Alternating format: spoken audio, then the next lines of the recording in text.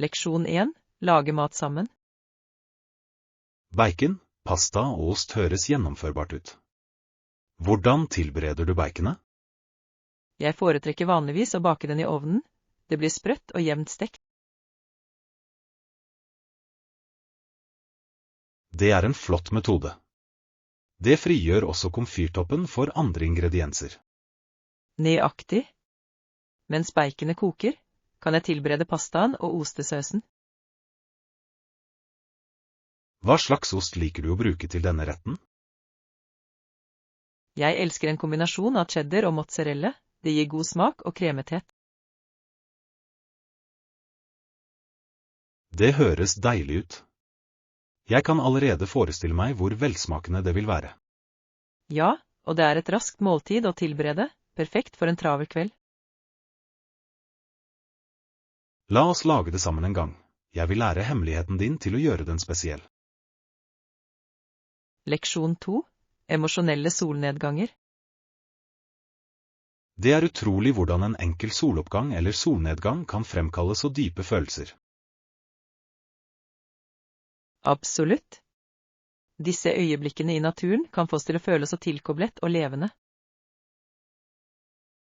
Ja, fargene og måten lyset endres på kan være fantastisk. Det er som om verden stopper opp et øyeblikk, slik at de kan reflektere og sette pris på. Jeg finner meg ofte fortapt i tankene mens jeg ser himmelen forvandle seg. Jeg også. Det er et perfekt tidspunkt å tenke på drømmene og ambisjonene våre. Naturen har en måte å jorde oss på og minne oss om livets skjønnhet. Nøyaktig. La oss gjøre det til et poeng å se flere soloppganger og solnedganger sammen. Det høres fantastisk ut. Disse øyeblikkene er ment å bli delt og verdsatt. Leksjon 3. Reisevalg. Du kan vurdere å ta toget, det er en naturskjønn måte å reise på. Men er den raskere enn bussen? Jeg vil maksimere tiden min. Vanligvis kan tog være raskere, spesielt hvis de har færre stopp underveis. Det er godt å vite. Jeg setter pris på komforten med togreiser også. Ja, du kan bevege deg mer fritt og nyte turen. Dessuten er det noe nostalgisk med togreiser som jeg virkelig elsker. Nøyaktig. De åpner ofte for vakker utsikt som du kanskje savner på en buss. La oss sjekke tidsplanene og se hvilket alternativ som passer best i planene våre. Høres ut som en plan. Jeg er spent på å se hvor denne reisen tar oss. Leksjon 4. Kjøretimer. Leksjonene er veldig bra. Amy lærer å kjøre bil, og det er en verdifull ferdighet. Absolutt. Å ta førerkort åpner for så mange muligheter for uavhengighet. Ja, og det gir henne frihet til å utforske nye steder på sine egne premisser. Jeg husker hvor nervøs jeg var under kjøretimene mine, men det var verdt det.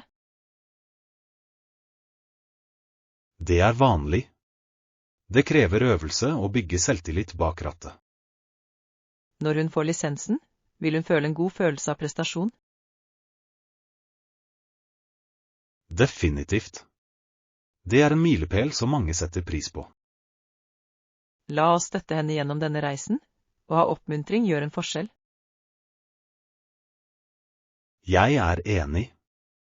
Her er det for å feire suksessen når hun endelig får lisensen. Leksjon 5. Hjertesjekk. Han lyttet til hjertet mitt, og det var litt av en opplevelse. Jeg trodde aldri det skulle føles så personlig. Det høres spennende ut. Hva sa han etter å ha hørt på hjerterytmen din? Han fikk meg til å hoste for å få en bedre lyd, noe som var uventet, men likevel morsomt. Det er interessant hvordan leger har så unike metoder for å sikre at alt fungerer bra. Ja, han stilte meg også noen spørsmål om livsstilen min og eventuelle symptomer jeg kunne ha følt. Disse spørsmålene er viktige, siden de hjelper ham å forstå min generelle helse bedre. Nøyaktig. Det er utrolig hvor mye innsikt man kan få ved å bare lytte til hjertet. Det understreker virkelig viktigheten av regelmessige kontroller for å opprettholde god helse. Jeg dro derfra og følte meg trygg og mer bevisst på viktigheten av å lytte til kroppen min. Leksjon 6. Familiebånd. Når det gjelder familie, er en sønn verdt så mye for sin mor, eller en far for sin sønn. Det er en dyp forbindelse. Absolutt. Disse forholdene former hvem vi er og påvirker livene våre på utallige måter. Du må bestemme når en manns samvittighet skal prøves. Det kan avsløre mye om karakteren hans. Ja, moralske dilemmaer får ofte frem det beste eller verste i folk, gjør de ikke? Det gjør de. Det er hvordan vi reagerer på utfordringer som virkelig definerer oss. Og disse erfaringene kan styrke familiebånd og lære oss verdifulle leksjoner underveis. Nøyaktig. Gjennom oppturer og nedturer kan støtten fra familien være utrolig kraftig. Jeg tror at pleie av disse relasjonene er avgjørende for vårt følelsesmessige velvære. Godt sagt. Det er viktig å verne om å investere i familieforbindelsene våre. Leksjon 7. Paris-ankomst. Det var ganske frustrerende det som skjedde da jeg ankom Paris, altså ut til å gå galt med en gang. Det høres stressende ut. Hva skjedde som gjorde ankomsten din så kaotisk? Bagasjen min ble borte, og jeg ante ikke hvordan jeg skulle navigere på flyplassen uten den. Å nei. Det må ha vært overveldende, spesielt i en ny by. Ja, jeg følte meg desorientert og engstelig, men jeg prøvde å holde meg rolig og finne ut av ting. Det er en flott holdning å ha. Å være positiv i tøffe situasjoner kan utgjøre en stor forskjell. Til slutt klarte jeg å få litt hjelp fra flyplasspersonalet, noe som lette bekymringene mine. Det er godt å høre at du har fått hjelp. Folk kan være utrolig hjelpsomme når du spør. Definitivt. Når jeg kom til hotellet mitt, begynte jeg å slappe av og nyte den vakre byen. Leksjon 8. Fellesskapsforbindelser. Innenfor samfunnet så han det som viktig å holde kontakten. Det er like viktig i dag. Absolutt. Å bygge sterke relasjoner hjelper alle til å føle seg støttet og verdsatt. Når vi isolerer oss, går vi glipp av samfunnslivets rikdom. Ja, å være involvert i våre nabolag kan føre til fantastiske vennskap og muligheter. Det er også gunstig for vårt mentale velvære. Sosiale forbindelser er avgjørende for lykke. Nøyaktig. Å engasjere seg med andre kan skape en følelse av tilhørighet og formål.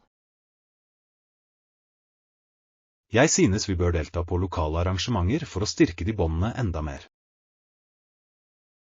Det er en god idé. La oss se etter fellesskapssamlinger der vi kan møte nye mennesker. Ja. Det er på tide at vi omfavner viktigheten av fellesskap i livene våre.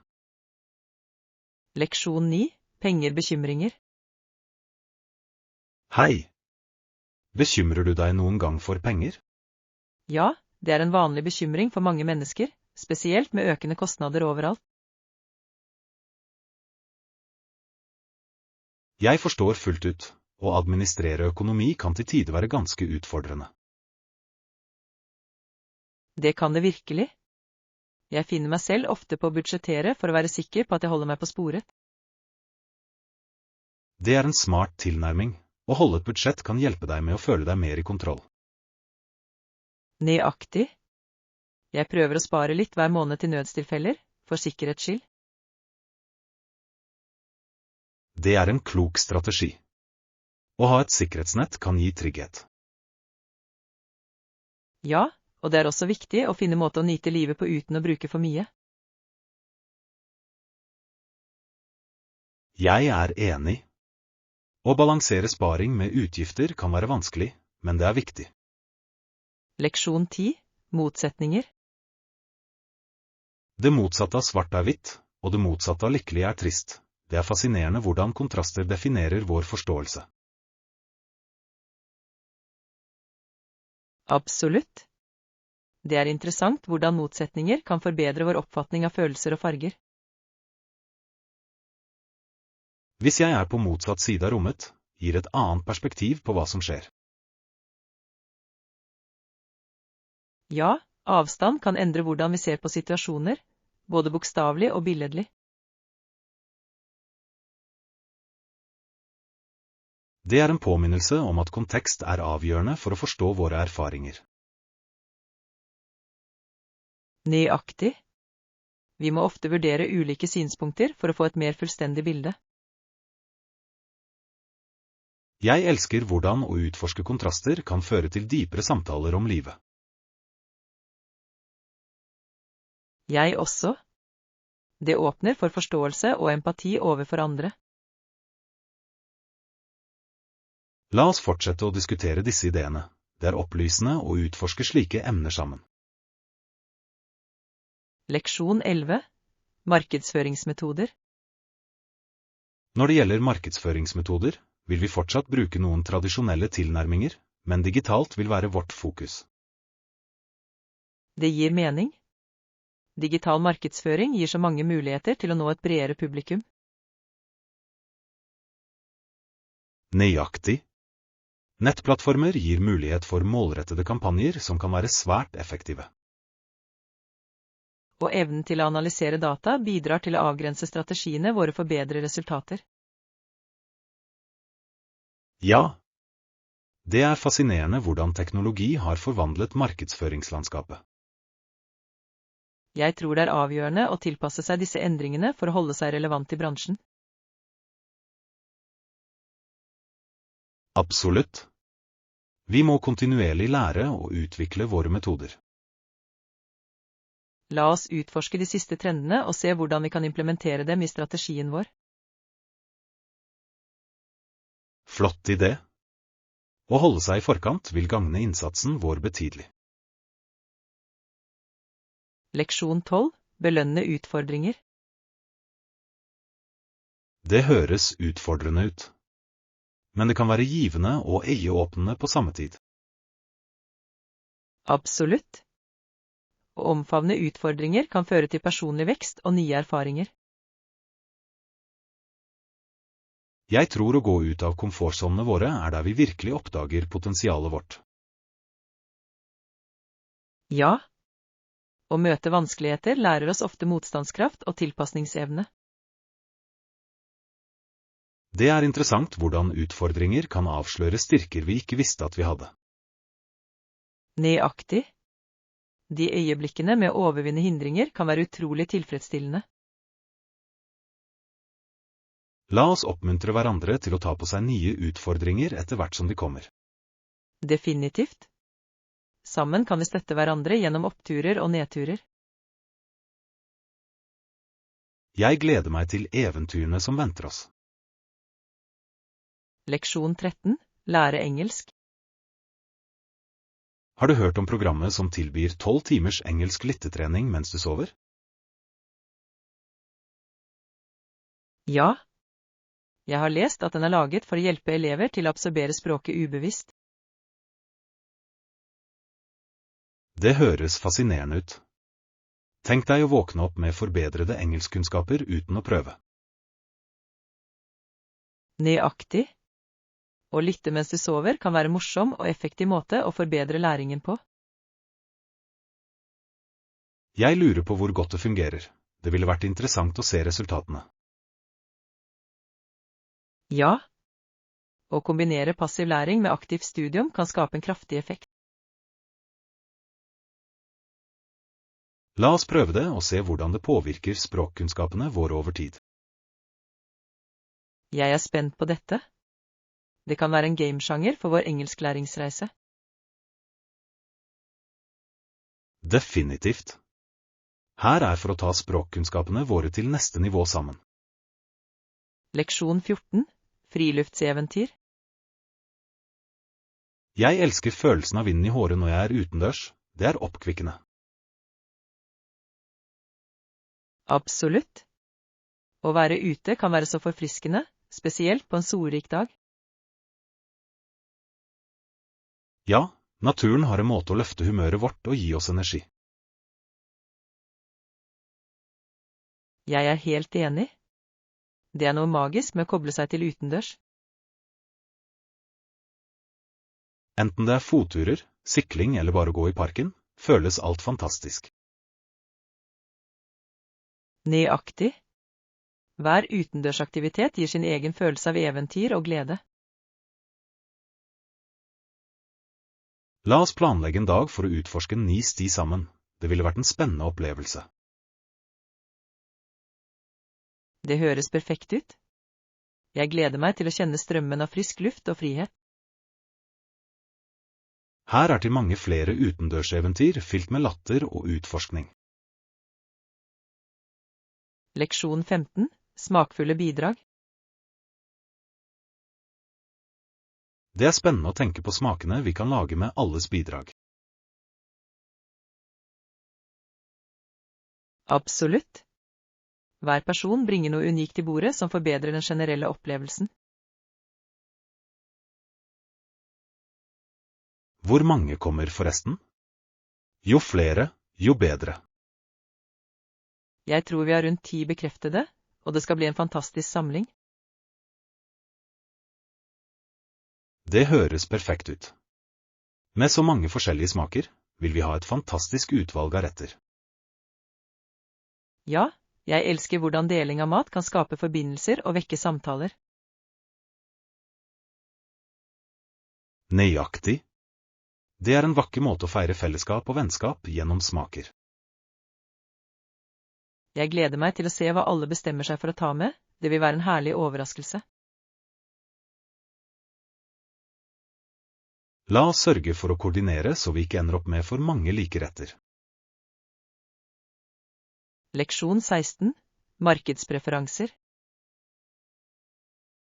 Hva med målmarkedets preferanser? Jeg tror det er viktig å forstå dem fullt ut. De foretrekker definitivt miljøvennlige og rimelige alternativer. Det har blitt en betydelig trend. Ja, bærekraft er nøkkelen for mange forbrukere i dag. De ønsker å ha det bra med kjøpene sine. Absolutt. Folk blir mer bevisste på miljøpåvirkningen av valgene deres. Det er flott å se et slikt skifte mot ansvarlig kjøp. Det stemmer overens med våre verdier. Nøyaktig.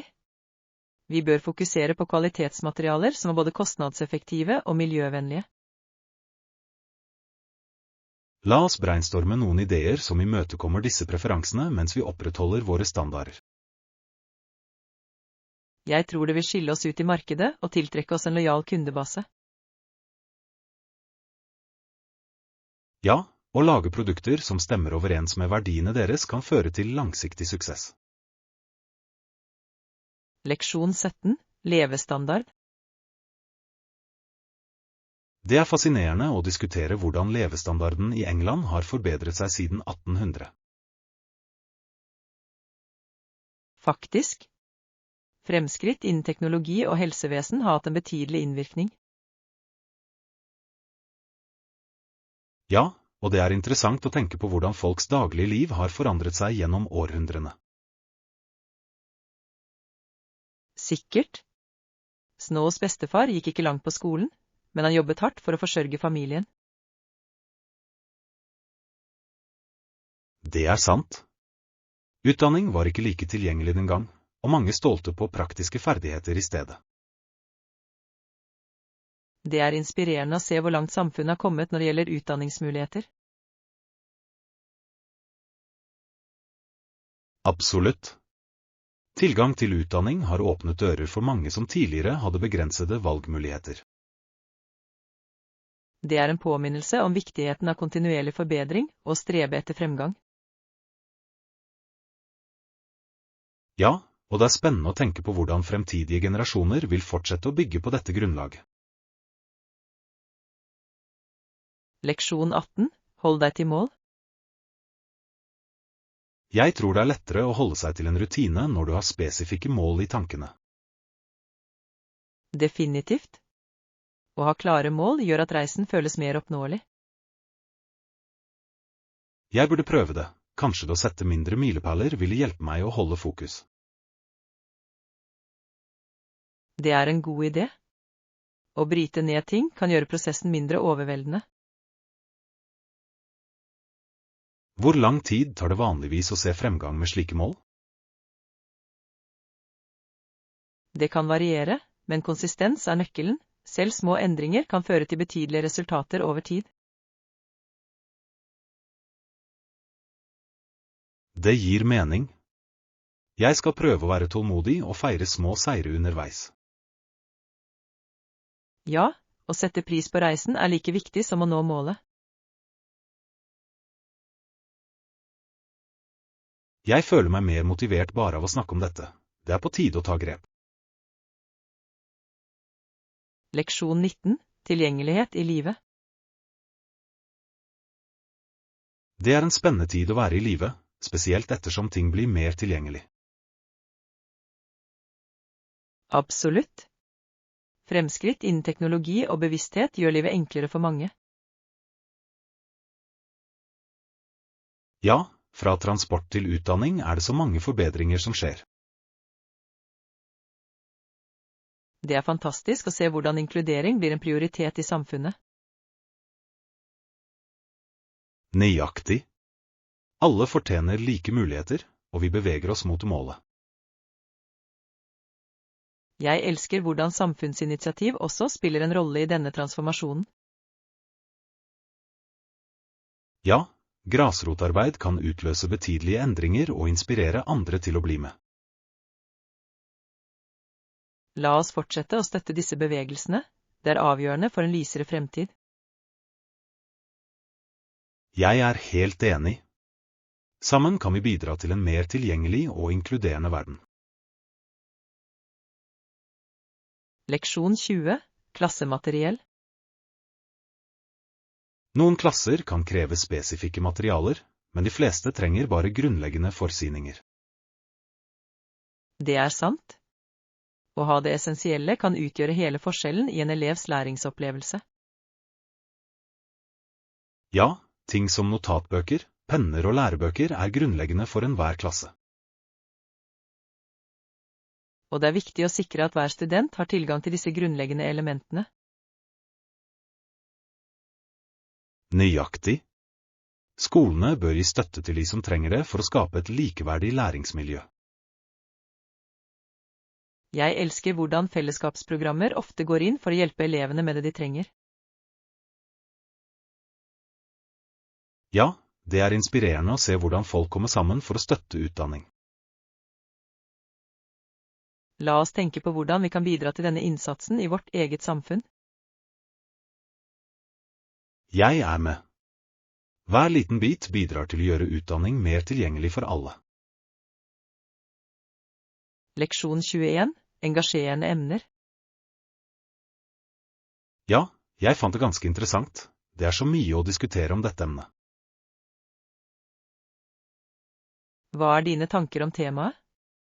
Jeg vil gjerne høre perspektivet ditt. Jeg tror det fremhever noen avgjørende spørsmål som trenger mer oppmerksomhet i samfunnet vårt. Absolutt. Det er viktig å delta i samtaler som kan føre til positiv endring. Jeg er enig. Å bringe bevissthet rundt disse emnene kan inspirere andre til å handle. Ja, og det kan bane vei for innovative løsninger på komplekse problemer. Jeg er spent på å utforske dette videre og se hvordan vi kan bidra til diskusjon. La oss holde farten oppe, og dele ideer er nøkkelen til fremgang. Sammen kan vi utløse meningsfulle samtaler som gir gjenklang hos publikummet vårt. Leksjon 22. Naturens skjønnhet. Ville dyr er vanligvis ikke egnet for oppdrett. De er imidlertid ideelle steder å tilbringe en sommerferie. Det er sant. Naturreservater og dyreparker kan by på fantastiske opplevelser. Ja, å være omgitt av natur gir en forfriskende flukt fra hverdagen. Det er utrolig hvordan ville dyr bidrar til skjønnheten i deres naturlige habitater. Absolutt. Å observere dem i miljøet kan være både spennende og lærerikt. Jeg elsker ideen om å tilbringe tid utendørs, få kontakt med naturen og lære om dyrelivet. Det er en fantastisk måte å sette pris på økosystemene som støtter disse dyrene. I tillegg oppmuntrer det til bevaringsarbeid for å beskytte disse vakre stedene. Ja, la oss planlegge en tur til et dyrereservat. Det ville være en minneverdig opplevelse. Leksjon 23. Utforsk Europa. Jeg vurderer å reise til Europa. Det er så mye historie å utforske. Det høres fantastisk ut. Europa er rikt på kultur og historiske landemerker. Jeg har alltid ønsket å se steder som Colosseum og Eiffeltårnet. De er ikoniske. Hver by har sin egen unike historie å fortelle gjennom sin arkitektur. Nøyaktig. Det ville være fantastisk å gå gjennom gamle gater og føle historien deres. I tillegg gjør maten og lokale skikker hver destinasjon enda mer spesiell. Jeg er enig. Å oppleve ulike kulturer kan være så berikende og øyeåpnende. La oss begynne å planlegge detaljene. Jeg kan hjelpe med forskningen hvis du ønsker det. Det ville vært flott. Sammen kan vi lage en uforglemmelig reiserute. Leksjon 24. Komfortable valg. Når du vurderer hva du skal kjøpe, er det viktig å fokusere på komfort før du kjøper dem. Definitivt. Komfort er veldig viktig, spesielt for hverdagsting. Ja, enten det er klær, møbler eller til og med teknologi, kan komfort forbedre livene våre.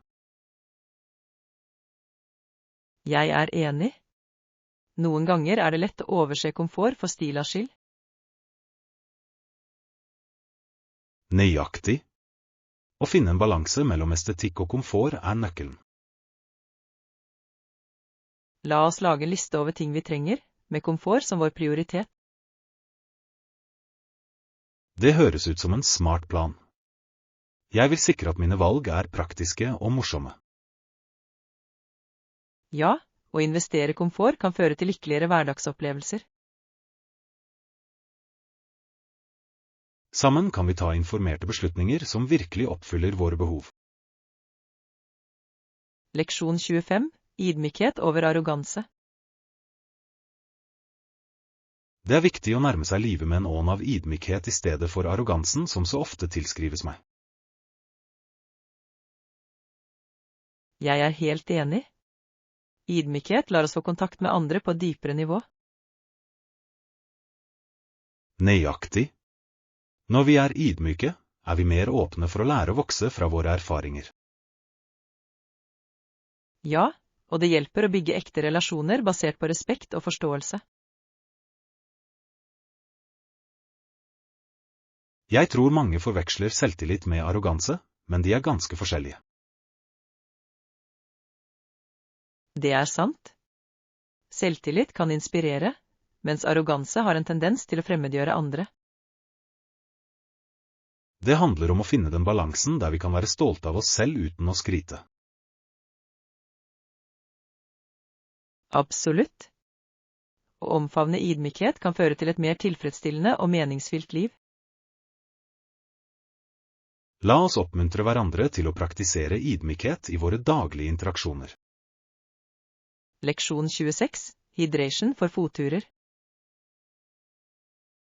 Vann for fotturer er perfekt. Jeg ser virkelig frem til å holde meg hydrert på eventyret vårt. Absolutt. Riktig hydrering er nøkkelen til å nyte enhver utendørsaktivitet. Jeg er enig. Når vi har nok vann, øker det energinivået vårt og holder oss uthvilt. Ja, og det kan også forhindre tretthet og hjelpe oss å holde fokus på løypa. Har du pakket vannflaskene ennå? Jeg vil sørge for at vi har nok. Jeg har. Jeg inkluderte også noen elektrolyttabletter for å legge til vannet vårt for ekstra energi. Det er en god idé. Det vil bidra til å fylle på det vi mister mens vi går. Nøyaktig. Jeg kan ikke vente med å utforske det vakre landskapet mens jeg holder meg hydrert. Jeg også. Det kommer til å bli en uforglemmelig opplevelse i naturen. Leksjon 27, treningsrutine. Hvor ofte trener du hver uke? Jeg sikter til minst 5 dager i uken. Det er imponerende. Jeg prøver å holde meg aktiv også, men noen ganger sliter jeg med å opprettholde en konsekvent rutine. Jeg forstår. Det kan være utfordrende å finne tid, spesielt med en travel timeplan. Ja, men jeg har lagt merke til at når jeg prioriterer det, føler jeg meg mye bedre generelt. Det er så sant.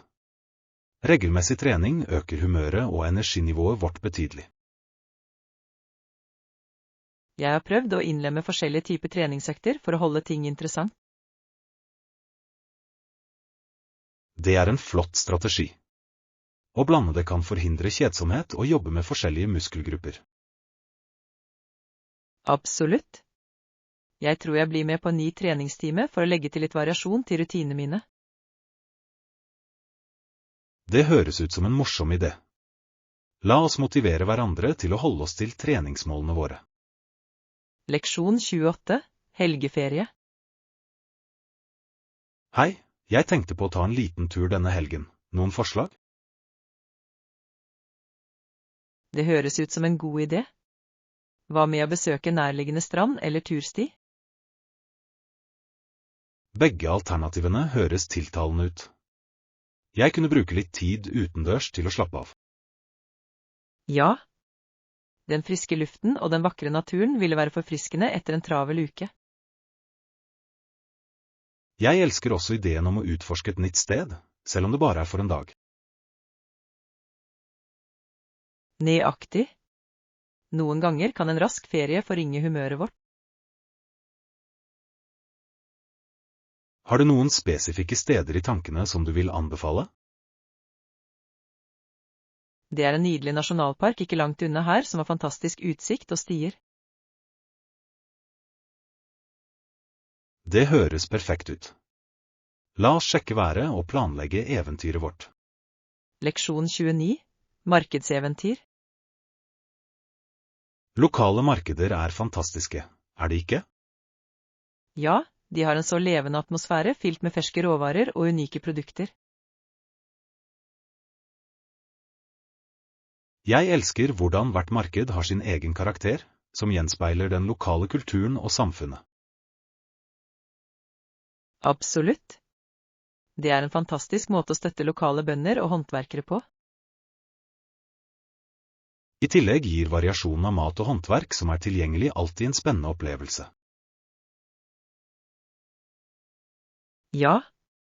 Jeg liker å oppdage nye ingredienser og prøve ut forskjellige oppskrifter. Har du vært på markedet i sentrum? Jeg hører at den har noen utrolige leverandører. Jeg har. Utvalget av økologisk frukt og håndlagde varer er virkelig imponerende. La oss planlegge et besøk sammen snart. Jeg vil gjerne utforske det med deg. Leksjon 30, friluftsaktiviteter. Hvilke andre aktiviteter gjorde du nylig? Vel, jeg gikk på fottur i fantastiske fjell forrige helg, og det var fantastisk. Det høres utrolig ut. Utsikten må ha vært fantastisk der oppe.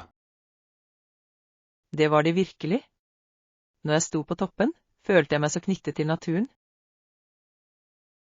Jeg kan tenke meg. Vandring er en så fin måte å rydde tankene dine og nyte friluftsliv. Ja, og det føles også givende å utfordre meg selv fysisk. Har du oppdaget noen favoritturstier du vil anbefale? Absolutt. Det er en sti som fører til en vakker foss, det er en må se. Det vil jeg gjerne sjekke ut. La oss planlegge en fottur sammen snart. Leksjon 31, sunn mat. Å redusere inntaket av bearbeidet mat er et flott mål. Absolutt. Jeg har laget måltider hjemme oftere for å fokusere på ferske råvarer. Det er fantastisk. Matlaging hjemme lar deg kontrollere hva som skal inn i måltidene dine. Ja, og det er også en morsom måte å eksperimentere med forskjellige smaker og oppskrifter. Jeg er enig. Å tilberede dine egne måltider kan være så givende og sunnere generelt. I tillegg er det en fin måte å involvere familie og venner i matlagingsprosessen. Definitivt. Å dele måltider kan skape fantastiske minner og forbindelser. Jeg tror vi snart bør ha en matkveld for å prøve ut noen nye oppskrifter sammen. Det høres perfekt ut. La oss planlegge det og ha det deilig på kjøkkenet. Leksjon 32, viktigheten av søvn. Å få nok søvn hver natt er avgjørende for den generelle helsen, tror du ikke? Godt poeng. Søvn kan påvirke humøret, energinivået og produktiviteten betydelig. Ja, når vi prioriterer søvn, har vi en tendens til å føle oss mer fokuserte og våkne i løpet av dagen. Nøyaktig. Jeg prøver å sette en vanlig søvnplan for å sikre at jeg får hvile av høy kvalitet. Det er en smart tilnærming.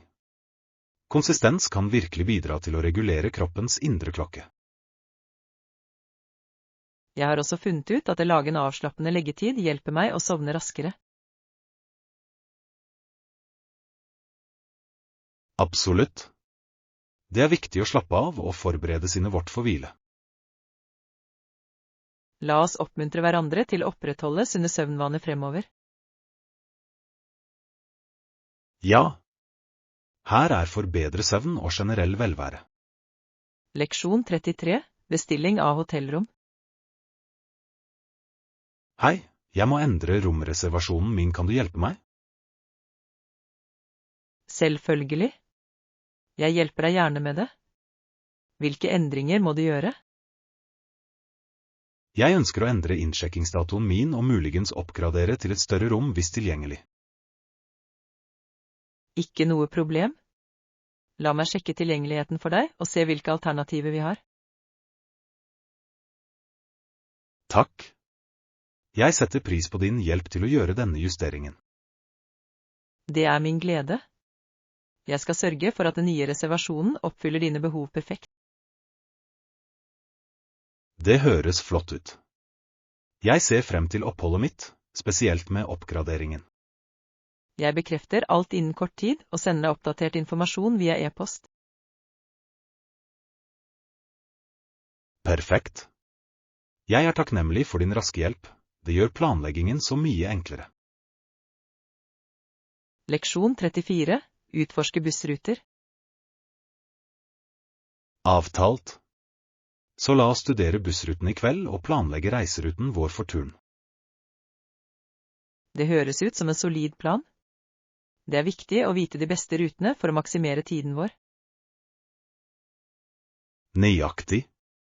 Jeg vil sørge for at vi ser alle høydepunktene uten å kaste bort tid på transport. Definitivt. Planlegging fremover vil hjelpe oss til å føle oss mer organiserte og mindre stresset under våre reiser. Ja, og vi kan finne ut de mest effektive måtene å komme seg fra et sted til et annet. Jeg elsker hvordan vi kan kombinere moro med smart planlegging. Det gjør eventyret enda bedre. Sikkert. Jeg er spent på å utforske alt og få mest mulig ut av opplevelsen vår. Jeg også. La oss komme i gang med å kartlegge reisen vår i kveld. Jeg kan ikke vente. Dette kommer til å bli en uforglemmelig tur.